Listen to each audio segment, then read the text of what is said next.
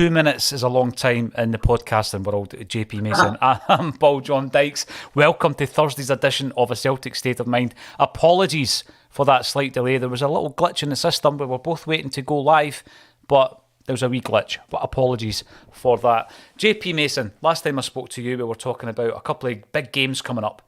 We were talking about Hearts, the introduction of VAR, Tynecastle, followed by the Champions League, where we would learn where our destiny lay. We now know. We've got that knowledge. We'll be talking about that over the next hour or so. How's your week been? Aye, good. Yeah, I watched the Hearts game in the strangely named Crown Creighton Bar on Duke Street, which sounds like it would fit in alongside quite a lot of other bars on Duke Street, but it is actually of the green and white persuasion. So I initially suggested McCool's as an option to watch it.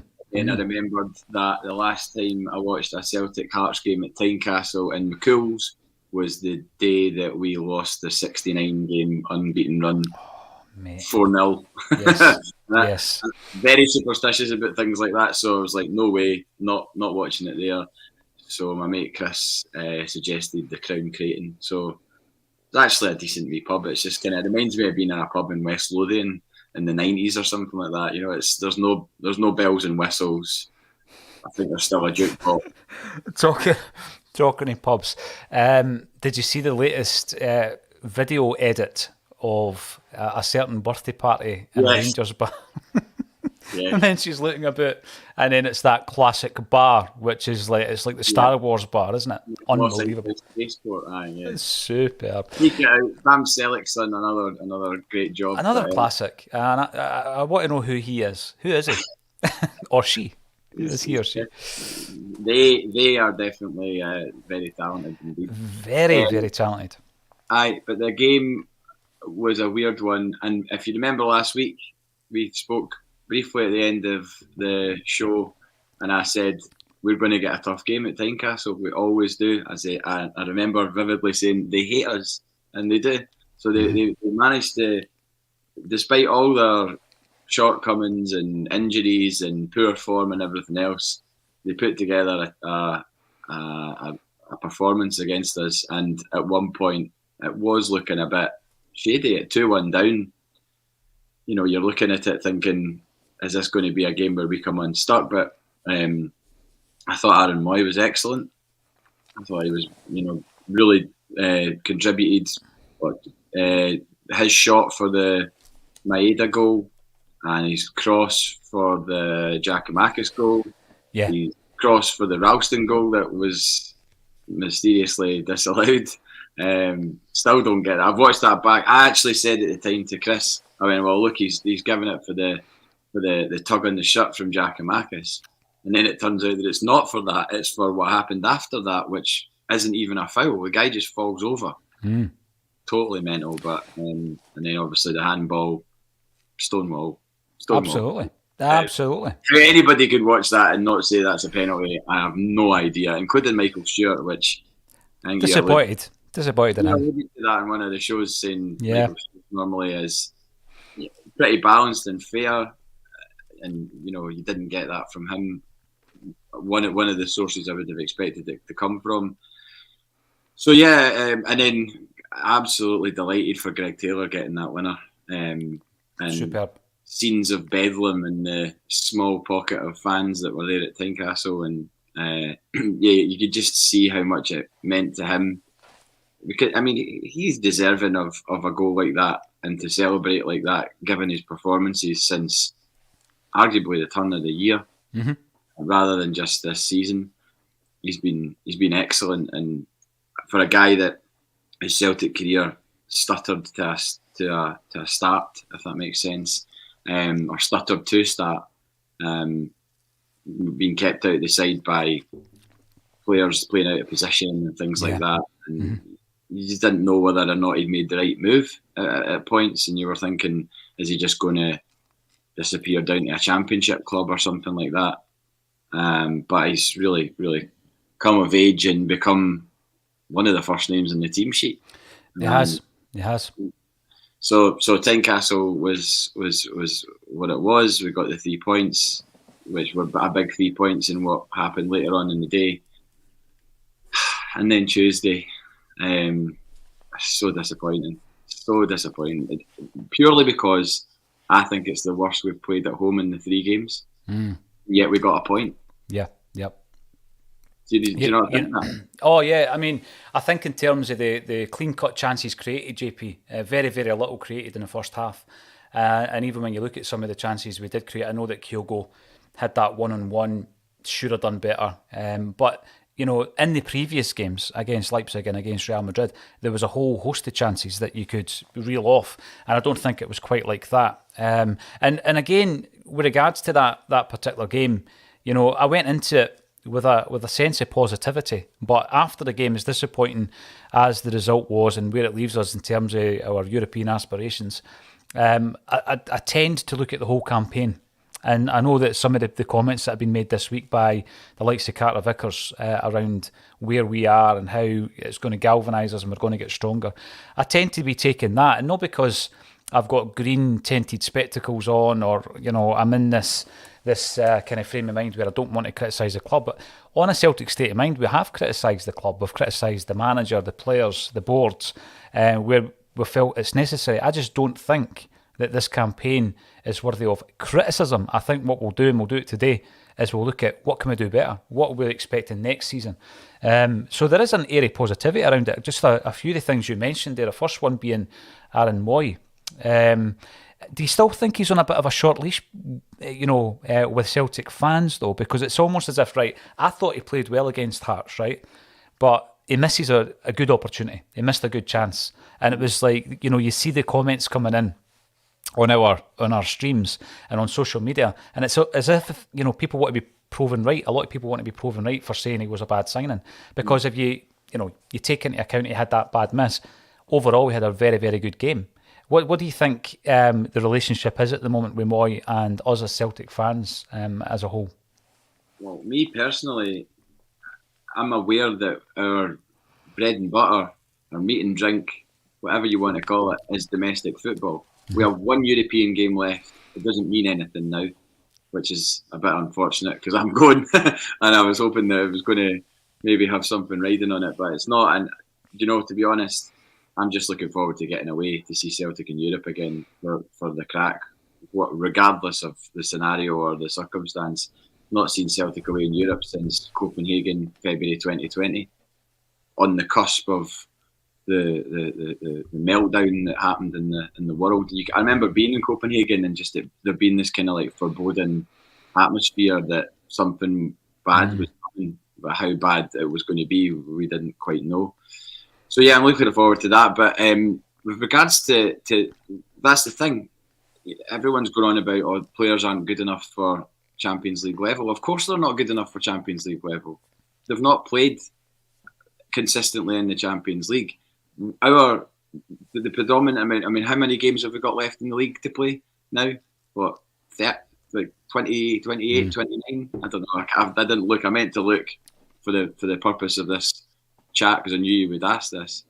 And we've got the cup games, semi-final, hopefully a final, Scottish Cup run as well. Yeah.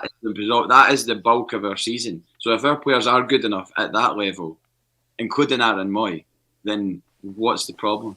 You know, this season was, in terms of the Champions League, was just a kind of, right, let's see what happens. That's what. Surely, I know that when we drew the group, everyone was thinking, right, Shakhtar aren't in a good place. Leipzig, you look at the games against Rangers last season and immediately think, given what we've done to Rangers, somewhere deep in your mind you're thinking, well, we can beat Leipzig because of what we've done to Rangers in this calendar year. A 4-0, a 3-0, a 2-1, one defeat in the Scottish Cup, fair enough. Yeah. But ultimately you're measuring yourself against a team that Rangers have played and beaten over 2 legs. So, and Real Madrid is Real Madrid. So that was the thoughts at the start of the draw. And then it's played out. I remember I got a lift to the airport and it would have been just after the Real Madrid game. So the first game.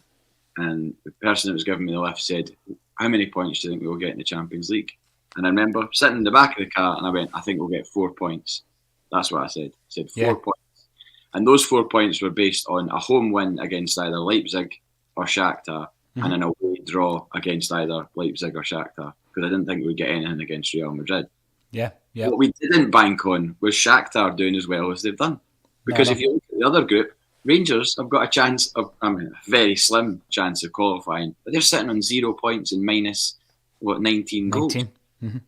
But that's because Ajax have done so poorly, and they've not racked up points in games that they probably maybe should have. Shakhtar won against Leipzig, which was completely out of the thinking, and drew against Real Madrid. So that blew us away in terms of what even though we only drew with Shakhtar, it completely, wrecked our chances of third place. Your expectation. No, you're spot on. I'm going to bring in a couple of these points here because you mentioned Taylor, and I think Taylor's a very good example to explain my thoughts on where we are and how I can look to next season with some positivity. Tam Mack, welcome to the show. Hail to you as well. Paddy Lavery, an absolute regular on a Celtic State of Mind afternoon all from a soggy and depressing Ardoyne. Well, let's hope for the next 40 minutes or so there's less depression because we're going to be talking about Celtic, which is the one thing that binds us all together. Monty, afternoon to you as well. But this point here from Jake, why bring this one up? Jake loves Ange, but says to finish on 2 points in one of the easiest groups. I think JP's made a fantastic point about that. Yeah, going into it on paper, it looked like it may have been one of the most favourable groups, but we didn't expect Shakhtar Donetsk to do what they did. On paper isn't good enough, says Jake. Don't understand the optimism that next season will improve. The team can't defend against good teams. Well, I don't think it's been the defence, actually, but we'll come back to that in a second. It's been mainly based on the 2 goals and 68 shots on target. We've seen the stats, right? But let's use Greg Taylor, because we've been speaking about him already, JP, right? Greg Taylor, like many players before him, signs for Celtic from a fellow domestic club. And there's no doubt that at the time that he signs, he's one of the best players in Scottish football outside our squad. We've done it before. We've done it with Johnny Hayes, right? Prior to that, we've done it with various other players. And sometimes it works, sometimes it doesn't. So Chief is not one of those, by the way. Chief G, yes. Scott Allen, I remember watching him for Hibs, thought he was a phenomenal footballer. Seen him orchestrating the play, comes to Celtic, doesn't happen. David Hanna, a few years before, Dundee United, comes to Celtic, doesn't happen. Gary Mackay-Steven, didn't work out. Stuart Armstrong, it did. Ryan Christie comes in, doesn't look as though it's going to work out for some time, but he adapts, he develops, he improves, he progresses. And I think the best example of that we've got in our squad at the moment is Greg Taylor. So we sign him from Kilmarnock. It takes him a while, for various reasons, JP, to adapt and acclimatise to the standard that Celtic is compared to Kilmarnock or any other team in Scottish football for that matter. And what Celtic are now trying to do is acclimatise to a higher standard as a football club, as a team. And some of the players, like some of the examples we've just mentioned, won't be able to make that step up. That's just football, right? But other ones, some of whom we'll speak about today, will be able to. And once they do, then we can make a bigger impact. So that's the way I'm thinking about it. I don't think it's just blind positivity, if you like. I think there's a bit of merit in that way of thinking. And when you listen to the way Ange is selling, Ange isn't going to come out and say, unless we've got 100 million quid, we're not going to compete. That's not in his makeup. But what he is saying is that we've got a team who can develop. And when we come back next year, we'll learn from the errors. We'll be stronger. And he's mentioned a few times this anxiety.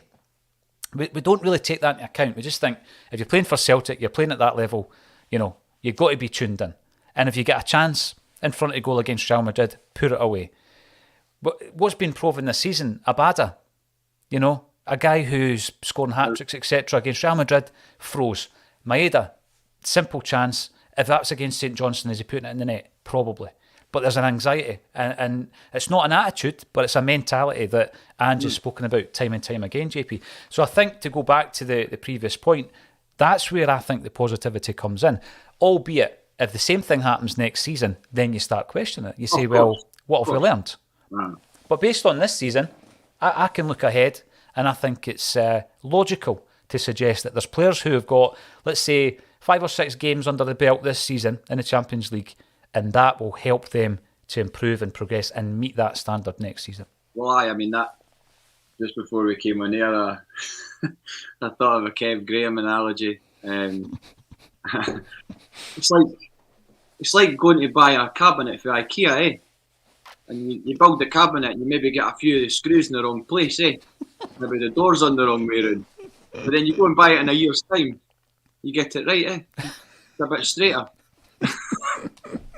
Kev is watching the show. He's in the comments. And let me know what you think about that impression, Kevin Graham. That is brilliant, mate. Well, I mean, it's a pretty, it is a very Kev Graham analogy, but you would like to think that with the experience under the belt, something like that guy that commented there and said, well, we haven't learned. I think we have learned because we've stepped up in into a far tougher competition from the European competition that we were in last year. We won 3 games in that group last year with a team that barely knew each other, that had hardly played any games together, and now we're a year down the line. We stepped up to a massive, massive competition jump leap into the Champions League. Yeah. And everyone that's watched us, neutrals otherwise, you listen to Tom English. I know I mentioned him before, and he's not, de rigueur amongst anybody really. I don't think, but I mean, he was asked to compare and contrast Rangers and Celtic's fortunes, and he said, "Yeah, you can look at Celtic bottom of the group on 2 points and a minus goal difference or whatever, but the nuances to Celtic's games, you can dig into it and find a lot more positivity." And I tend to do that, and it's not blind faith. It's not happy clapping. I watched all the games. I was at 3 of them, and I'll be at 4 of them come next week. So I've got a reasonably good barometer to gauge against, like what I saw, and what I saw. That's why it left me disappointed at the end of the game on Tuesday, because I'm walking away going, how have we not won a game in this group? Mm-hmm. Unbelievable to think that we've had so many chances, been on top in decent spells in games, and then you just look at the way that it's all worked out in terms of Shakhtar beating Leipzig in that game, then Leipzig losing their coach. There's all these little stories within the bigger picture that all contribute to what ultimately has happened to us in this group. But one positive I will take out of Tuesday, and I'm sure he will as well, especially given his interview after the game, is Giakoumakis. He's now scored at I said it after Jota scored against Leipzig. Giakoumakis has now scored at Champions League level. He is I don't think you could go as far as to say he's a Champions League striker, but it's a massive, massive thing to have in your arsenal, that you've got a striker that can and has scored at that level. 100%. And these are the kind of margins that we're talking about, JP. And I use Greg Taylor as an example because he's a player that was written off because he didn't seem as though he could make the step up. And when he did make the step up, then there was another argument, well, he can't make the step up to the Champions League. I think if you look at his performances this season, then they speak for themselves. Giakoumakis on the score sheet, Jota on the score sheet. I think Hatate over the piece will be pretty happy with his performances, and unlucky not to get in the score sheet because his goal, in inverted commas, was given as an OG. Well, when you say that, I thought Hatate was poor on Tuesday. I mean, I think I rate the guy highly. I think he's been brilliant for Celtic. I'm absolutely not writing him off because of Tuesday, but I thought some of his passing was... He really missed McGregor. Hatate was making passes that McGregor would have picked up or been more alert to. Matt O'Reilly, I thought was good. There was times that he gave the ball away. That's going to happen. But Hatate, I think, was so far off it on Tuesday. From what we know, he's capable of. Exactly the same as Abada. Abada didn't know. I think there was times Abada didn't know if he was going for a shower or a shave when he started running. It was all over the place. There was no control. There was no calm. You compare that to Mudryk, who as soon as he sets off, he knows exactly what he's doing. And that's the difference. And that's why he's getting touted for a 50, 60 million pound move. And he bangs it into the top corner on his one chance. And I listened to John Hughes Jr. talking about that and talking about nullifying Mudryk, because to all intents and purposes, the rest of that Shakhtar team weren't that great, if I'm being honest. The big I'd agree with that.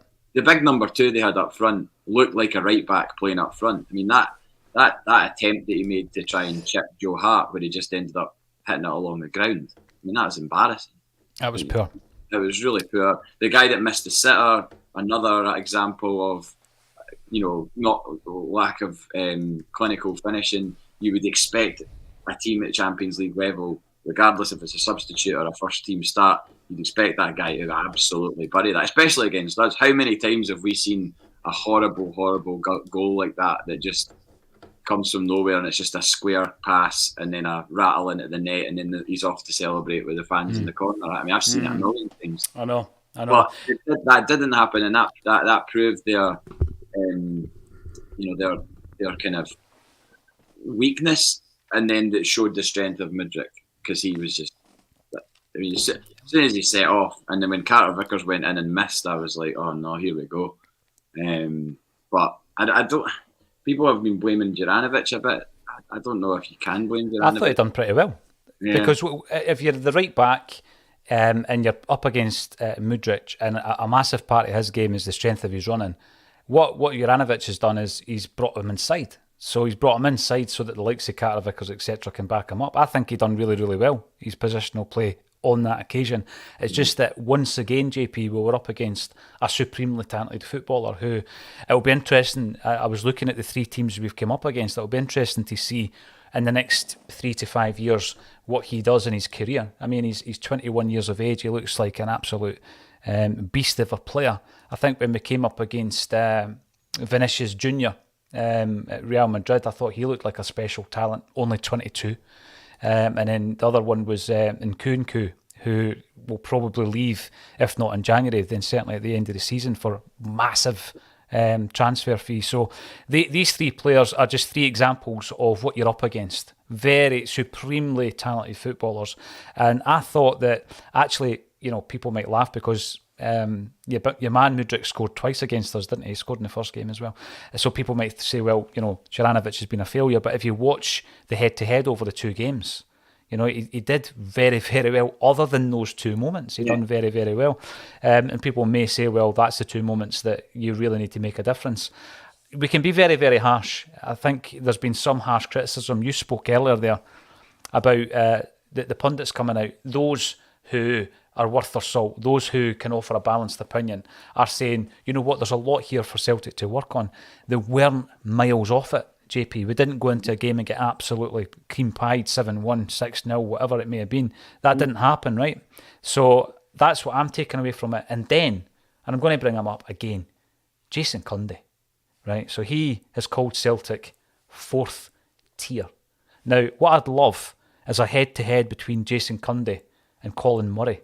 Because Colin Murray I would listen to, because he's got morals and he's got standards, and the decisions he makes in life aren't just about a wee bit of that, a wee bit of dough. Exactly. Who's your paymaster, Jason? How many times has he been to Celtic Park? What does he know about Celtic? And he's sitting there shock jock looking for the clicks. An absolute disgrace. Just he didn't get a click for me. I saw the patter and I saw the still of the video, and I just didn't even watch it. I skimmed over what he said, and I was just like, it's just another one of those, somebody trying to, get clicks or whatever. It's pretty pathetic, really. I've watched Celtic for a number of years now, and there's been times where we have been battered 7-1, 7-0, Barcelona, PSG, where we've been hopelessly out of our depth. And you have to hold your hands up at points like that we haven't been prepared, and we've not had the standard of player to cope with those environments. Because it was the new camp and the Parc des Princes that we lost 7 goals. And I know we've been beaten heavily at home as well, but not quite to the extent of 7s or things like that. So, but at the same time, there's been so much good happened with Celtic. And in that time, beating Lazio home and away, going back to that, I know it seems to be frowned upon to give any credit to those games for some reason, probably because it's Neil Lennon that was the manager, but they were still big results within recent times. And I just think it's just a lazy way to comment on Scottish football and on Celtic. Yeah, absolutely no credibility whatsoever. And some might say, well, why mention him? Well, you know what? He's got a platform and he's coming across with his two-bit opinion, JP. He knows nothing about Celtic. I mean, making a comment like fourth tier is almost like saying my nan would score 40 goals in Scotland. That's the credibility that we're talking about here. What did he achieve in the game? How many European games did he play at the top level? Jason Cundy. Any statos out there? Want to check that out for us? I don't even know who he played for. I genuinely don't. I remember he played for Spurs and he cleared the ball once and it went in. That was his claim to fame. It was a goal for about 30 yards. The guy was an absolute clobber as a player and a joke as a pundit. So yeah, just leave your team out of it, Jason, and have a look at your paymaster, mate, before you start talking about Celtic. The underwater cabbage salesman. Good afternoon, Acsom comrades. Love a wee bit of that. Brilliant. I was up at the park yesterday, picked myself up a Callum McGregor book, JP. So yeah. That'll be one for the stocking fillers at Christmas. You aiming for an interview? I'd love a wee interview with Callum McGregor, I mean, there you go. There's a curve. There's an arc, isn't it? Or an inverted arc. That player's career who, he comes into I don't even remember him when he's playing for under Ronnie Deila and some of the later European games in that first campaign. And, it was the first campaign that we played up in Murrayfield, wasn't it? It was, yeah. Aye, and I remember these games, yeah, and the stick that Callum McGregor was getting as a young player coming into the side, finding his feet, adapting, and on a wider scale, on a bigger scale, you can look at the Celtic team in the same kind of way and say, well, you know what, we're finding our feet at the moment. That's all we're doing. Like a new player coming in, Callum McGregor went on to do no too badly. Like a new player coming in or a new signing coming in, we're just finding our feet at this level. That's what I'm putting this down to. And as I say, JP, if season after season there's no progress, then I think we can criticise.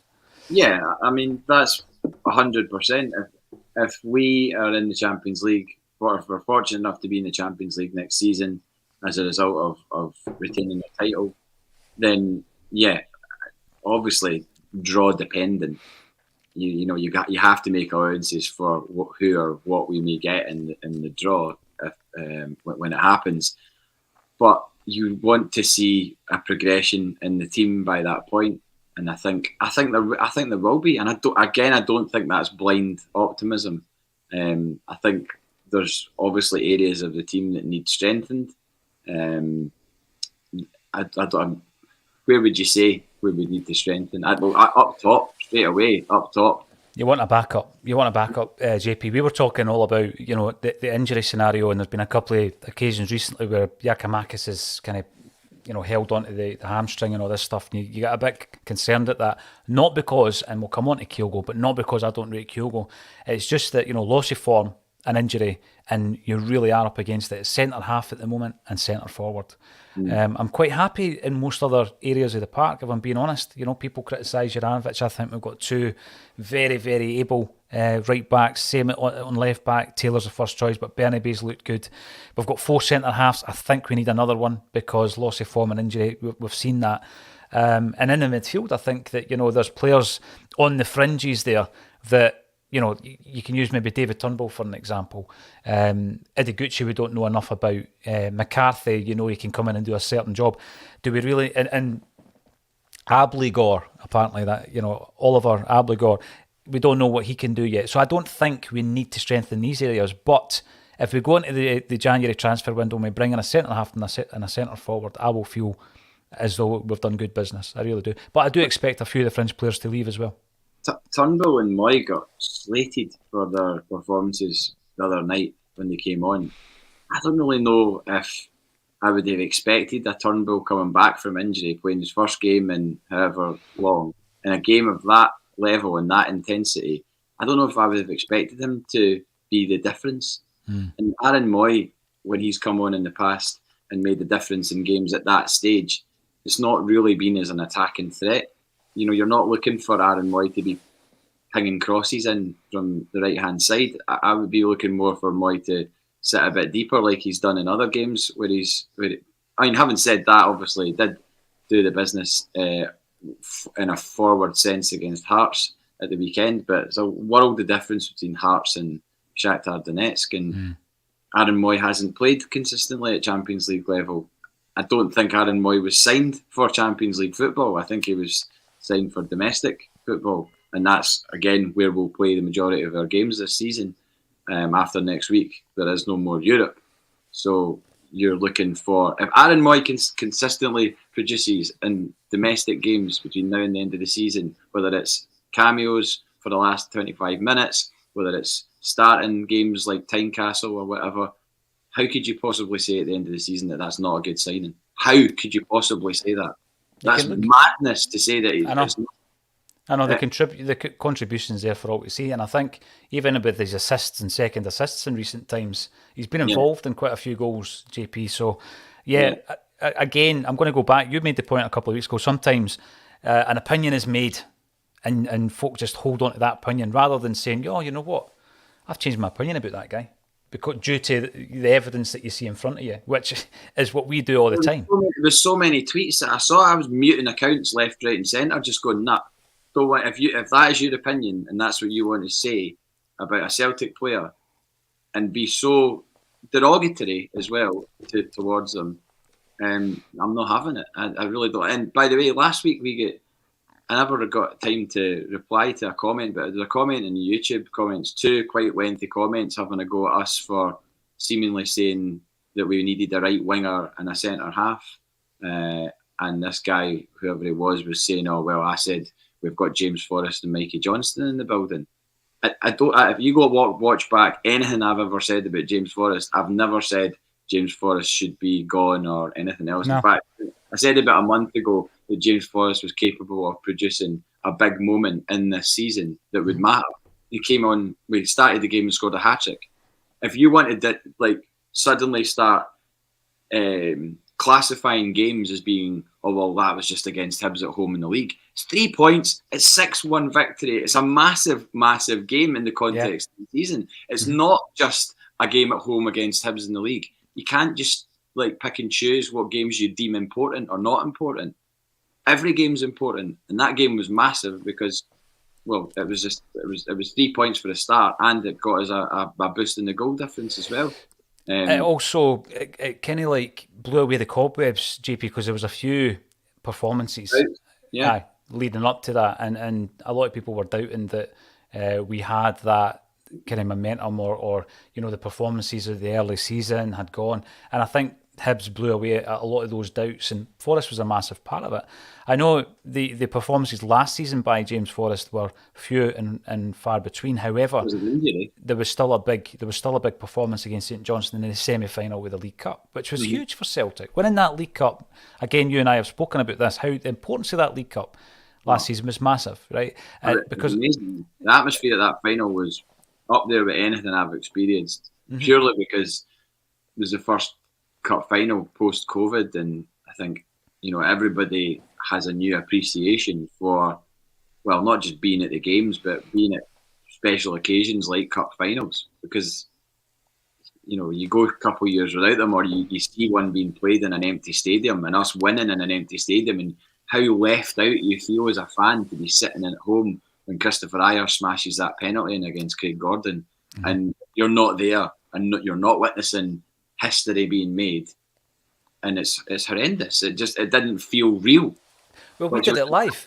Probably goes for the team at the other side of the city when they watched 55 that they keep going on about. But it's not pleasant. So that cup final was massive, and James Forrest helped get us there. And with regards to Mikey Johnston, everybody and their dog knew that Mikey Johnston needed to get out of Celtic to play a consistent run of games. You said it. I said it. The manager said it. So I don't really think he could have been considered as an option on that right wing.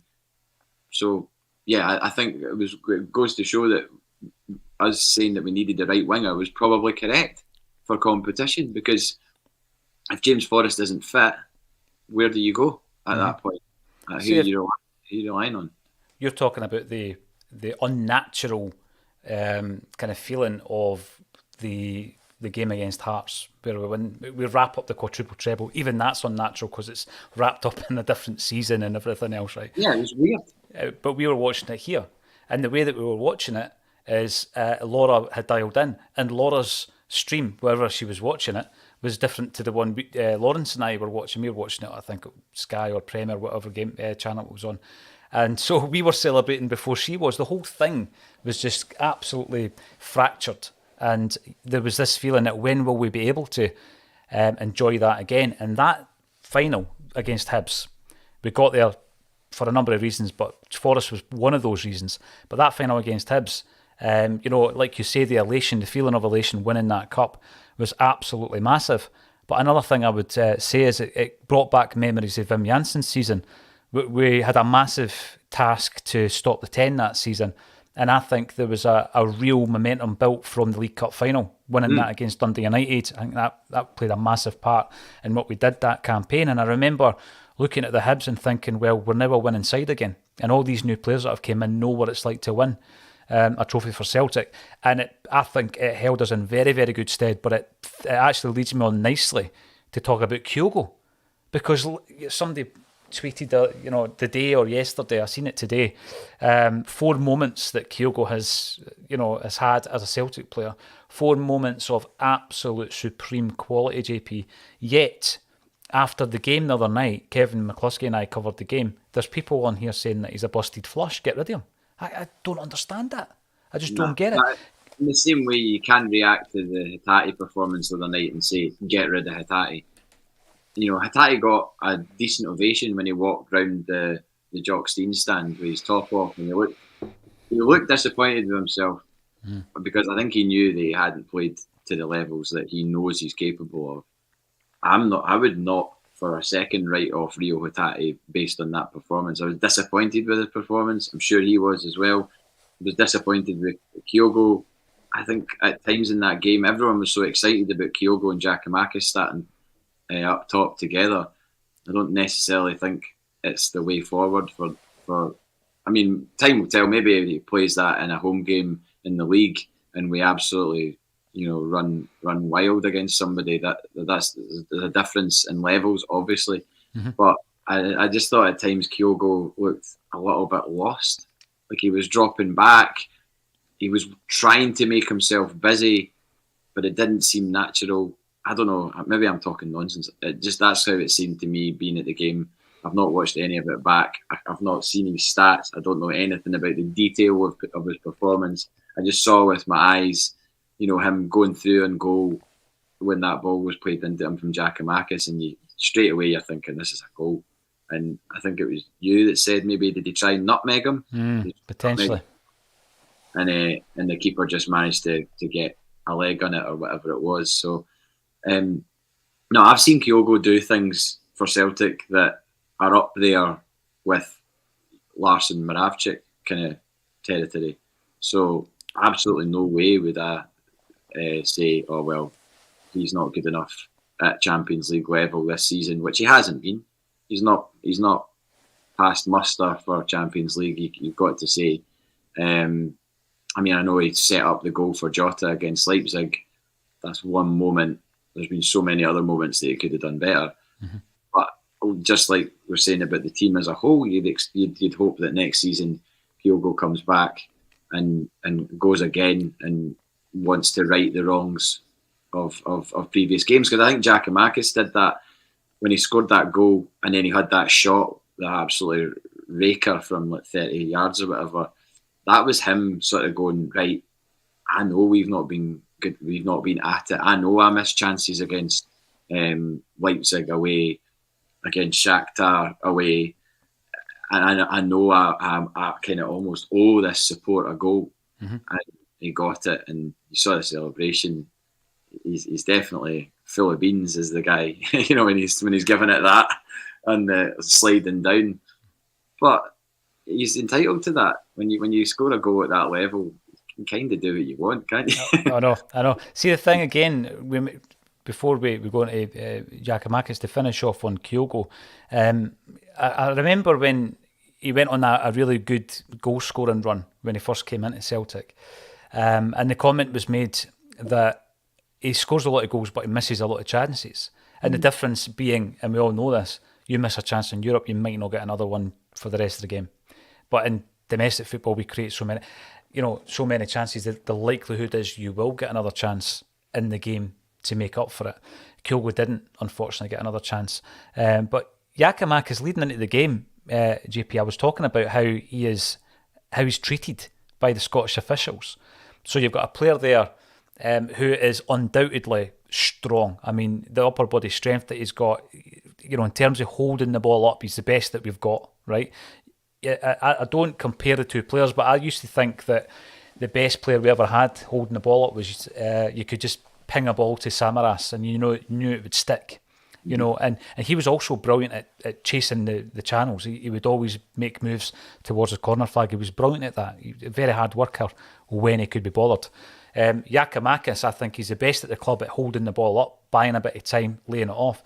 But it seems to be that he gets more opportunity to do that in Europe. So going into the game the other night, I made the comment, he's always been penalised, JP, because he goes toe-to-toe, shoulder-to-shoulder, whatever it may be, with his opposite number, who invariably ends up on the deck, and he gets penalised domestically. And then when Big Giakoumakis takes a pounding and ends up on the deck, play on. And that seems to have been domestically how he's been treated, but it's different in Europe. And again, the other night it was proven he was strong.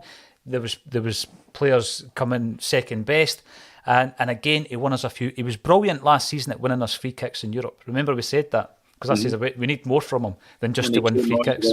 Ferencváros. Yeah, he was putting his weight around. No, totally. I think he can consider himself pretty happy with his work the other night. Other than the fact that he didn't get maybe another goal, which would have got us the 3 points. But I'm sure personally he's sitting there going, I mean, he said it was a boyhood dream to score in the Champions League. Because if you think what age he is, he's like, what, 27? He's about 27 now, yeah. 27, 28. So when did the Champions League become, I think it was like the 92, 93. 92, 93. So his whole life he's known the Champions League. He's never known anything prior to that. So his starting point at age maybe 6, 7, 8, when he's starting to watch football, it's Champions League, and it's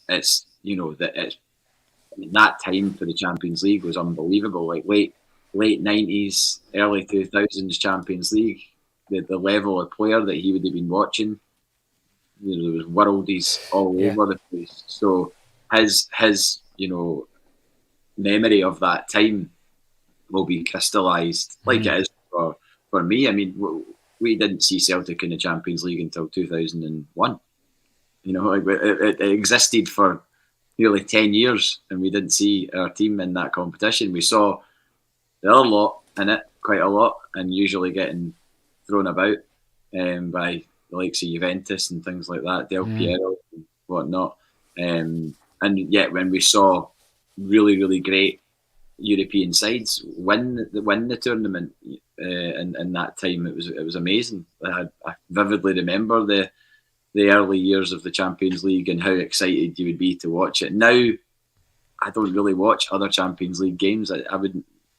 It's not really something that, I don't know if it's just because it's been diluted a bit with the fact that it's not all champions that's in there. It's teams that have finished third and fourth. I think it doesn't have the same stardust as it did in the 90s and the noughties. I agree with that. They've gone for the box office, JP, rather than the actual meritocracy of what the Champions League should have been and what it used to be. I'm just looking at Giakoumakis there. You're spot on. He was born in 94, but interestingly enough, he was born in Heraklion in Greece, which is the birthplace of Samaras. Wonder if they've ever had any meeting. Like, wonder if they've ever met at any point. I don't know if there would have been any international crossover. Probably not. I don't think so. I don't think Samaras look at that. Playing international football when he could have possibly been in and around the squad. Is Samaras still involved? Is he still involved in the national team? Last I heard, he was living on a Greek island somewhere, just chilling. Which, I mean, he's perfectly entitled to do that. Mate, he was chilling when he was at Celtic after. Oh, I know. By the way, speaking of things sticking when they land at players, did you see Xavi's touch on the sideline? No, I didn't see that. God. No. Ball comes from, I don't know, maybe around about the corner flag, really, really high in the air. Xavi just watches it, just like brings it down. One touch. Just What's he wearing on his feet? I think he's got those what seems to be standard issue foreign manager trainers, the white soles. Yeah. The ones that like all the pundits wear, all the cool managers on the sideline. I heard Kev yesterday slagging off the appearance of foreign coaches that come to Celtic Park. It came out of nowhere, just Kev annihilating certain managers for their attire, but Xavi's touch, honestly, you need to see it. It's unbelievable. Just proper. It's proper Charlie Mulgrew at the Hydro. Yes. How can Kevin possibly have a go when we've got the Hibs gaffer turning up with a Del Boy jacket on? Aye, well, I mean, he's a bit of a character, isn't he? Yes. I didn't realise that he played for so many Scottish clubs. It was a question on Super Scoreboard the other night on Beat the Pundit, and it was how many teams has Lee Johnson played for? And it's 3, I think. Right. So I remember Hearts and Kilmarnock. Yeah, there's now, one more. Is there another one? I think so. Maybe I've got it wrong. Maybe somebody gave 3 at 3, and it actually was only 2. But I can't even remember him as a player. I don't remember that guy as a player. I don't know what position he played. Like I only know because there's a couple of Hibbies in here. That's the only reason I know. Did he get a game? About him? Did he play for Hibs? I don't think so. Oh, sorry. You only know for Hearts. Aye, there's a couple of Hibbies in here talk about Hibs. It was Hearts he played for. He played with Hearts. Aye. I don't know where or when he played and what period. Who was the manager? Nothing at all. And I'm normally reasonably good at remembering things like that, but he's just a lost face and a lost name in my memory. I don't know. The thing is, JP was probably still better than Jason Cundy, though. You know what I mean? Yeah. Marquee, surname Smith. Teams been hit and miss. Manager included reckons players too fearful. I get that. Lack confidence in themselves and each other. Yeah, I think Ange just pointed that out as well. Always passing back instead of driving forward. Need to balance attacks, so not easy to counter. It's all fair comment, but again, I think most of us are kind of willing. We think that there is credit in the bank, to use that term, willing to see how this progresses next season. Was it better than our European exploits last season? Well, Kevin McCluskey spoke about that pretty well. Although we did get more points last season, we're playing at a higher level. The teams are much, much better. JP in the Champions League. And I want to talk about something that we're involved in, because yesterday we were in Glasgow, and I need to say a big shout out to Glowworm Studios in Glasgow, because we were in there, JP, to mix a single. We've moved into the world of music. Acsom is releasing a single. We stay Celtic related and we kind of get lambasted for talking about it. It is Celtic related, yes. Thankfully, anyone who heard my demos from the early 90s will be delighted to hear that I'm not on the record, JP. But friends of yours and mine, the Wakes, are the lead. They're going to be the lead band. They are the lead band on a charity single that we've had recorded, and it's called The Glory and the Dream. It's being released this Christmas, and every single penny that is raised will be going to various charities. Last year, almost 30 grand was raised for St Mary's, the birthplace of Celtic, and this time round they will also be one of the beneficiaries, amongst others, who require a wee bit of help at Christmas time. JP, you have had a sneak preview of the song, one of very, very few. Don't give too much away, but what is your initial kind of thoughts on it? Well, I texted you back and said classic Paul Sheridan, because I mean, people are widely familiar with Paul and the Wakes. Paul plays in places like the Brazen Head, the Hoops Bar, the Toll Booth, where I once made a singing appearance, which was cut short, shall we say, by the owner. It's not really something I could go into in detail on there, but let's just say the song I was singing may have been a little bit spicy for that particular bar. So it's great to hear. Well, you need to tell people what the history of the song is. Absolutely. And you know this as well, you look at some of the people who have been on Celtic State of Mind over the years, people like Kevin Miles, Liam McGrandles, these types of people who have written up-to-date modern kind of Celtic tunes.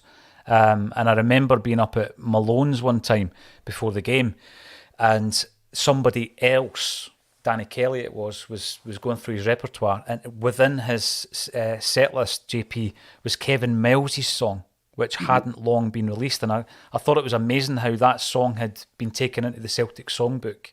And you think to yourself, you know, maybe in 15, 20, 25 years and beyond, that song will be part of the repertoire when you go into Irish bars and you go to Celtic nights, etc. And I think that's phenomenal. But the story is, for anyone who doesn't know, there was a song back in 1987 that was written by J.J. Gilmour, a supremely talented singer-songwriter who was in a band called The Silencers, and also Gary John Kane, who has played bass for the Proclaimers for, I think, over 20 years, but he's also played with various others previous to that. His two brothers were Hugh and Cry. So they wrote a song, and with the intention of Celtic releasing it for the centenary year. It was called The Glory and the Dream. So you listen to the lyrics, and it's all about the formation of the club, why the club were formed. It's really, I mean, heartfelt lyrics. And they had a demo. So Gary John said to me, you know, you can use this. And I was amazed at that, because straight away you start, the juices flowing. You're thinking to yourself, we're going to release a Celtic song. This is tremendous. Obviously, we need somebody to re-record this, bring it into more of a contemporary kind of fan base. And I just think, like you said earlier, the Wakes are just the prime candidates, aren't they? Because, you know, they think the stuff they did with the song in relation to, you know, St. Pauli, for example, when they go back and forward to Germany, and I just thought, right up my street. The Sancta Pauli, absolutely. So they've re-recorded it, and I listened to that re-recording of the song a couple of weeks ago, and I thought, wow, this is incredible. So yesterday, the process yesterday was JJ, ex of the Silencers, East 17 and others, he was in the studio with us, and he was basically remixing the final edit, if you like, the radio edit, if it's ever played on the radio. This just came in my head, and I probably should have said this to you before, but you need to release it, and you need to do a limited print in 7-inch, because that's, if you think about it would have come out in 7-inch if it had been released. Absolutely. At that time. So it would be like a proper retro cover with the Celtic centenary theme on it or whatever. Oh yeah, green vinyl. Green vinyl. Would you be up for that, ladies and gents? I would 100% get a copy of that. You've got to mix it up. JP. We've done a couple of. Well, actually, we're about to, on the socials, we'll be putting out our latest charitable donation, which went to the Ronald McDonald House, which helps families of kids who are in hospital. Families, you know, there might be a specialist unit in a hospital, JP, and generally speaking, wherever you are in Scotland, your kid goes to this unit. So you may be miles and miles from home. And this house, it's like a hotel stuck onto the side of the hospital, and their family can stay with them for up to a year sometimes, depending on how poorly the kids are. And it means that every single day the kids are with their families, etc. So we've made a donation to them recently, which we'll be announcing soon. But that takes us up to 83 grand over a period of 3 years. And this year we want to smash through 100 grand with a single and help those in need around about Christmas. So, like you say, that someone else who may be watching this show is doing the design. So we're drafting in Celtic fans and Acsom listeners and viewers, JP, to help with us. A real collective. And on the note of the money raised, did you see on Tuesday night they announced that the annual Celtic Mass was taking place at St Mary's on the 6th of November. Yeah. On Sunday the 6th of November at 2:00. So it's nice to think that money raised through a Celtic State of Mind will hopefully have that place in a bit of a better fettle than it might have been otherwise. Mm-hmm. You know, to welcome the people that are going to go to that mass. I'm sure it will be packed. I was actually thinking to go myself, but I'm working a gig that day almost in the Carlton at St Luke's. Yeah, it's a gig there, so I'm doing that. And speaking of gigs, actually, I did a gig last night. Yeah, last night. God almighty. days just blend into one. But with a band called Cud, who were a 90s indie band, round contemporaries of likes Pop Will Eat Itself, Ned's Atomic Dustbin, The Wonder Stuff. They were in that kind of bracket. I love their track with Vic and Bob. Aye, well, that's Vic and Bob used to talk about Cud on Vic Reeves' Big Night Out, and I was speaking to the singer last night, and I was like, "Did you ever meet Vic and Bob at that time?" And he said, "Yeah, we were supposed to do there was a pilot show made with Vic and Bob hosting. It was a different style show to Big Night Out, so it was kind of a more mainstream."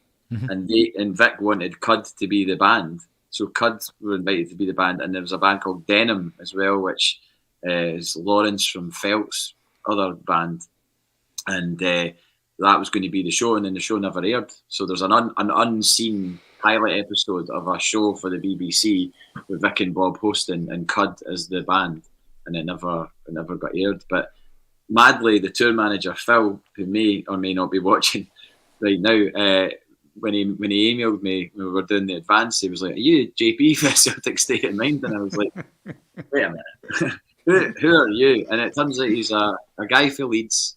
His dad is from Dalry in Ayrshire, and his mum's Irish, and he's a mad Celtic fan, and watches the Celtic State of Mind, and also tour manages bands.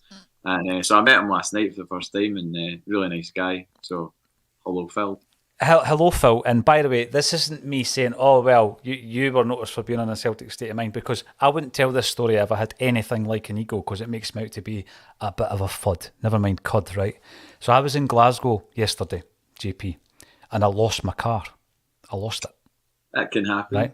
Right. So, no, seriously, I had to meet somebody. I was in a hurry, couldn't get a parking space, and it was permit holders only, every street you went into, right? I'm a bit paranoid about these things. No, because, I don't deliberately break the law, I guess, right? So eventually I get parked, and it was like 15 minutes away from where I was actually meeting my pal. And, so I'm running about, going to it, but I'm thinking in the back of my mind, it's all right because I've done the app. It's the PayGo app. So I can go back and I know where my car is. But the app has actually discovered the destination, which wasn't the one I was in. So I was illegally parked anyway. So I'll go back to what it says, and my car's not there. So somebody walking down the street, as I'm talking to a traffic warden, I don't know what they were going to do for me to try and help me find my motor. This person walked past and says, "Oh, you're the boy for the podcast." That's what it said, right? If you're watching, mate, sorry if I was a wee bit agitated. I just didn't think I was going to get back to Fife. I thought I was staying in Glasgow, and then having to explain how on earth I lost my... How on earth do you find it? I did find it, accidentally. You're not in the bright lights in big city. Country bumpkin. Used to deepest, darkest Dunfermline. A place I'll be coming soon. I'm doing a show. I told you this the other day. Oh, yes. PJ Malloy's Teenage Fan Club. Can't wait. I'm guessing that's sold out. I'm guessing like within an hour or two. Yeah, well, no, minutes. I think it was gone. Right. I mean, I'm so excited to work a show with them. And been a fan since I was a wee guy. Was at the Bandwagon-esque show at the Barrowland in 2006. Right down the front, jumping about like a maniac. So, kind of means a lot. And they were one of Kurt Cobain's favourite bands. It's incredible, that, isn't it? Yeah, he used to wear like Teenage Fan Club t-shirts, had them support them and all that. So, and I think Teenage Fan Club to this day still have a relationship with Dave Grohl, and I'm sure Teenage Fan Club supported Foo Fighters at some point within the last, I don't know, 5-10 years. I remember it happening. So, at some big gig somewhere, Teenage Fan Club were on the lineup because Dave Grohl still pals with them. So that'll be good. I'll be in Dunfermline, first ever show repping in Dunfermline. Never done it before, so. Can you come up to Ming for a brew before it? Because I'm going to the gig with my brother. But anyway, to finish on a Celtic note, Teenage Fan Club's ex-drummer Paul Quinn, big Celtic fan, was on a Celtic State of Mind a couple of years back. So watch that episode, because there is one of the funniest Liam Gallagher stories ever, because they were recording Howdy whilst Oasis were recording Be Here Now, I think. But massive Celtic fan. And he told us on that particular day that 3 members of Teenage Fan Club were Celtic season ticket holders in the Hampden season in the ill-fated Hampden season, which was the season where I got my first season ticket. So we've managed to bring it all the way back round to Celtic. JP, we got on to the music because we are releasing a Celtic single. I'm very proud to say, because, you know, a very small part I'm playing, obviously. I'm not going to be on the record, but I can see the whole process and I'm looking forward to that. Hopefully everybody can get behind it, download the record like you say. We'll try and get a limited edition run done as well, make it retro. Getting vinyl these days is quite tough. It seems to be, it would be a very good financial opportunity for somebody to invest in a vinyl factory in the UK, I think. If you're watching this and you've got any spare cash, then honestly, the waiting time for vinyl to be made, I don't know if it's still the same as it was maybe about a year ago or something like that, but the delays to get vinyl made, because there's only a couple of places in Europe that actually do it, and so therefore, if you've got like a big artist, I think it was Adele that held everybody up, because Adele was getting so many copies made, and it pushed everybody's order back. It seems farcical, but that is actually what happened. So, it's not something you can just put an order in for 500 copies next week and get them the week after. There's a fairly lengthy process probably, but so it's something we could do though. We definitely could. Yeah. And we will do that. Listen, it's been an absolute pleasure, as always, to chat to you on a Thursday, JP Mason. Bit of music, bit of football, but always with a Celtic state of mind. Before we go, though, on that Celtic state of mind, the applause the other night at Celtic Park on the 28th minute, I don't know if you were aware of that, was for a guy called Mick Beaton, who I've been on the Easterhouse Emerald bus a few times to go to away games, and I was on the bus last Wednesday to go to Fir Park for the cup game, and that was the sort of first day that, you know, some of the members on the bus were told about Mick, and it was, one of them was, I mean, they had a minute's silence on the bus for him, and it was really, really moving. And then when I saw the sort of the online stuff heading towards the game and the 28th minute applause, and, you know, I was hoping that it would be observed and people did it, and it happened, and it was, I just know how much it would mean, how much that meant and would mean to the people in that bus and his family. So it was really amazing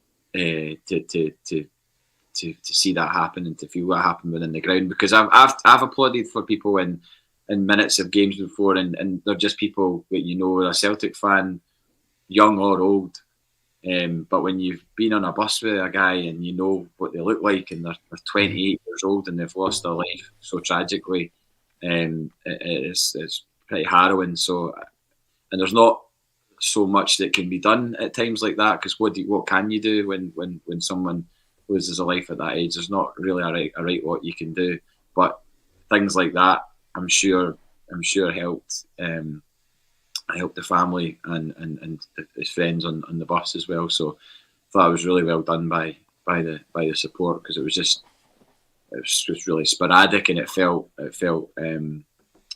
right. Yeah, it can be a special place, JP, Celtic Park, and no, absolutely right to bring that up as well. Fair play to everybody who was involved in it, and thoughts and prayers with the friends and family of Michael Beaton as well. So thanks for bringing that up. Thank you everybody for getting involved. We'll keep you posted on the single. We're also going to have a video. Maybe we'll get some of you guys in the comment section to appear in the music video. How about that? We could do something along those lines, I think. That would be great fun. Right, thank you very much. We'll see you again tomorrow at 12:30. The only thing I've got left to say, JP Mason, thank you for joining me once again on A Celtic State of Mind. Cheers, Paul.